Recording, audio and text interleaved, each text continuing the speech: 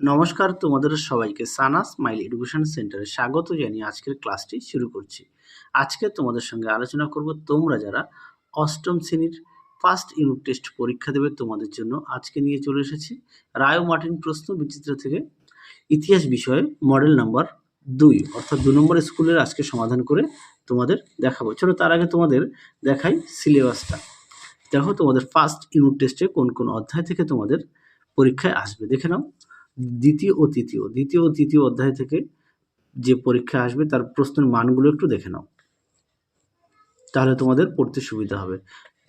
আর তোমাদের first unit test পরীক্ষা হবে 30-এ। চলো এবার আমরা মূল বিষয়ে যাই। দেখো প্রথমে আছে একে সঠিক উত্তরটি নির্বাচন করো।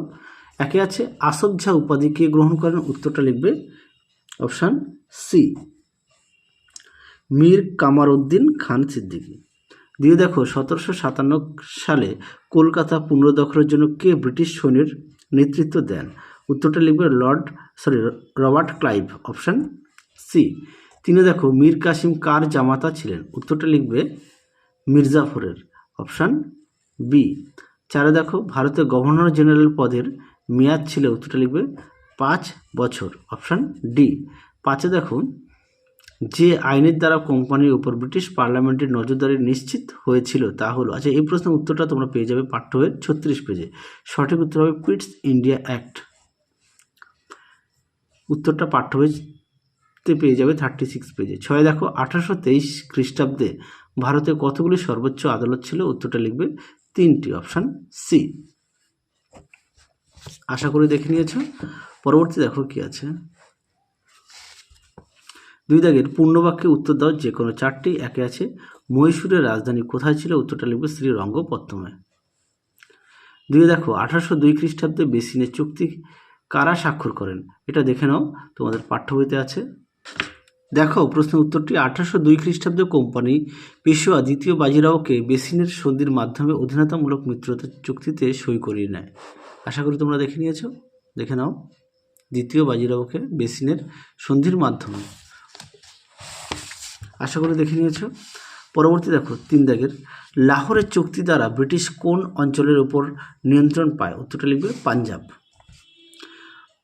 পাঞ্জাব। পরবর্তী প্রশ্ন দেখো 4 দাগের কি আছে। কে কলকাতা মাদ্রাসা তৈরি করেন, উত্তরটা লিখবে 1781 খ্রিস্টাব্দে ওয়ারেন হেস্টিংস। 5 দেখো এশিয়াটিক সোসাইটি কেন তৈরি হয়েছিল, দেখো প্রশ্নের উত্তরটি তোমরা এখান থেকে পড়ে নিয়ে লিখবে। হ্যাঁ, এশিয়াটিক সোসাইটি কেন প্রতিষ্ঠা করা হয়েছিল, এখান থেকে পড়ে নিয়ে তোমরা একটু লিখবে, ছোট করে লিখবে যেহেতু এটা 1 নম্বর তো। আচ্ছা পরবর্তী দেখো স্যার চার্লস উড কে ছিলেন, উত্তরটা লিখবে বোর্ড অফ কন্ট্রোলের সভাপতি। আর একবার বলি বোর্ড অফ কন্ট্রোলের সভাপতি। পরেরটা দেখো 3 দাগের যে কোনো 2টি প্রশ্নের উত্তর দাও যার প্রশ্ন মান হচ্ছে 2। দেখে নাও প্রশ্নের মান হচ্ছে 2। প্রথমে আছে দ্বৈত শাসন বলতে কি বোঝায়, দেখো প্রশ্নের উত্তরটি দেখে নাও। দেখো দ্বৈত শাসন এখান থেকে এই পর্যন্ত লিখবে। এই প্রশ্নের উত্তরটি তোমরা পাঠ্য বই থেকেও পেয়ে যাবে, যার পেজ নাম্বার হচ্ছে 26 পেজ। আমি পাঠ্য বই থেকে দেখালাম না যেহেতু পাঠ্য বই প্রত্যেকের কাছে আছে। পরবর্তী দেখো 2 দাগের ফারুকশিয়ারের ফরমানের গুরুত্ব কি, দেখো প্রশ্নের উত্তর দেখে নাও। ফারুকশিয়ারের ফরমানের গুরুত্ব, প্রতিটা প্রশ্নের পাশে আমি পেজ নাম্বার দেওয়া আছে, তোমাদের সুবিধার্থে একটু দেখে নিও। দেখো প্রশ্নের উত্তরটি। পরবর্তী দেখো পলাশী লুণ্ঠন বলতে কি বোঝো, দেখো এই প্রশ্নের উত্তরটি তোমরা পেয়ে যাবে পাঠ্য বইতে 23 পেজে। আর আমি সহায়িকা বই থেকে দেখাই।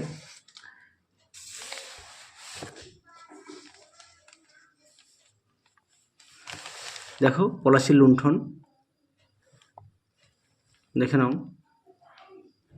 খুব গুরুত্বপূর্ণ একটি প্রশ্ন, আর পাঠ্য বই থেকে পেয়ে যাবে 23 পেজে পলাশী লুণ্ঠন। পরবর্তী দেখো 4 দাগে কি আছে, বেঙ্গল প্রেসিডেন্সি কিভাবে তৈরি হয়, এই প্রশ্নটিও গুরুত্বপূর্ণ। দেখো প্রশ্নের উত্তরটি,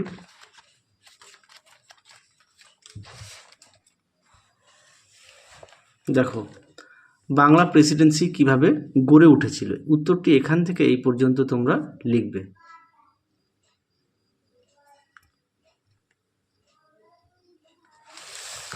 পরবর্তী দেখো, রেগুলেটিং অ্যাক্ট কেন পাশ করা হয়? দেখো প্রশ্ন উত্তর। দেখো রেগুলেটিং অ্যাক্ট, তোমরা উত্তরটি লিখবে এখান থেকে এই পর্যন্ত, এখান থেকে এই পর্যন্ত উত্তরটি লিখবে, পরীক্ষায় খুব আসে। আচ্ছা, আর কারণটা দেখে নাও, কারণটাও দেখে নাও যে কী কারণে, ঠিক আছে, দেখে নাও সম্পূর্ণ উত্তরটি। পরবর্তী দেখো, এবার আমরা দেখাবো 4 দাগের প্রশ্ন। যে কোনো দুটি প্রশ্নের উত্তর দাও। প্রশ্ন মান হচ্ছে 3। একে আছে পলাশী যুদ্ধের কারণ লেখো। দেখো প্রশ্নের উত্তর।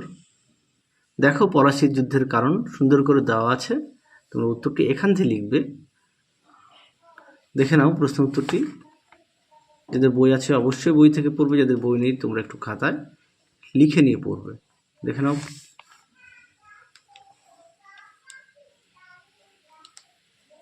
দেখো প্রশ্ন উত্তরটি।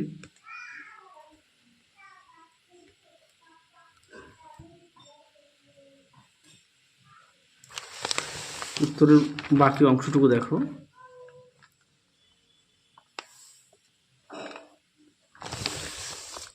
এই প্রশ্নটা 5 নম্বরের বেশি আছে, যেহেতু এখানে 3 নম্বরে দিয়েছে, তোমরা একটু ছোট করে লিখতে পারো। পরবর্তী দেখো, আলীবর্দী খান কিভাবে মারাঠা আক্রমণ প্রতিহত করেন?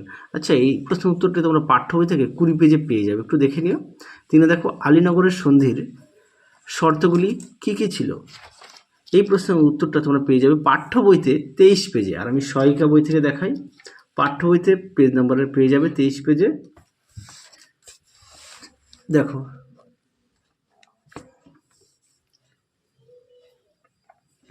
তোমাদের আগের ভিডিওতে সমস্ত বিষয়ের সাজেশান দেওয়া আছে, তোমরা যারা এখনও দেখোনি আমাদের প্লে লিস্টে গেলে সাজেশান পেয়ে যাবে। পরবর্তী দেখো 4 দাগে কী বলেছে, বেন্টিংয়ের প্রশাসনিক সংস্কারগুলি বর্ণনা দাও। এই প্রশ্নের উত্তরটি পেয়ে যাবে পাঠ্য বইতে 39 পেজে। আশা করি প্রত্যেকের কাছে পাঠ্য বই আছে, পাঠ্য বইয়ের পেজে পেয়ে যাবে 39 পেজে। দেখো লর্ড উইলিয়াম বেন্টিংয়ের সংস্কার সুন্দর করে দেওয়া আছে, আমি আর মুখে বললাম না, একটু দেখে নিও। আর সহায়িকা বই পেয়ে যাবে 80 পেজে। 5 দেখো, ভারতের সিভিল সার্ভিসের সূচনার ধারণা দাও। এই প্রশ্নটি গুরুত্বপূর্ণ, দেখো প্রশ্নের উত্তরটি।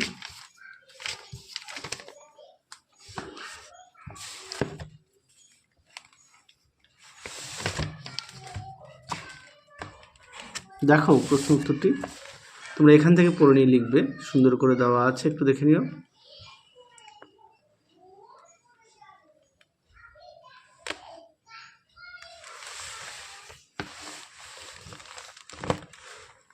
দেখে নাও। পরবর্তী দেখো, এবার আমরা দেখব 5 দাগের কী বলেছে, যে কোনো দুটি প্রশ্নের উত্তর দাও। 1 দাগে আছে ইতিহাসে বক্সারের যুদ্ধের গুরুত্ব লেখো। খুব গুরুত্বপূর্ণ প্রশ্ন, এই প্রশ্নটি কিন্তু খুব আসে পরীক্ষায়, তোমরা অবশ্যই ভালো করে পড়বে। দেখো উত্তরটি, দেখে নাও। তোমরা যদি পারো খাতায় লিখে নিয়ে পড়বে। দেখে নাও উত্তরের বাকি অংশটুকু, যদি পারো খাতায় লিখে নিয়ে পড়বে। দেখে নাও এই পর্যন্ত উত্তরটা লিখবে। পরবর্তী দেখো কি বলেছে, 2 দাগের অধীনতামূলক মিত্রতা নীতি সম্পর্কে যা জানো লেখো। এই প্রশ্নটা গুরুত্বপূর্ণ, দেখো প্রশ্ন উত্তরটি। দেখো উত্তরটি, দেখে নাও।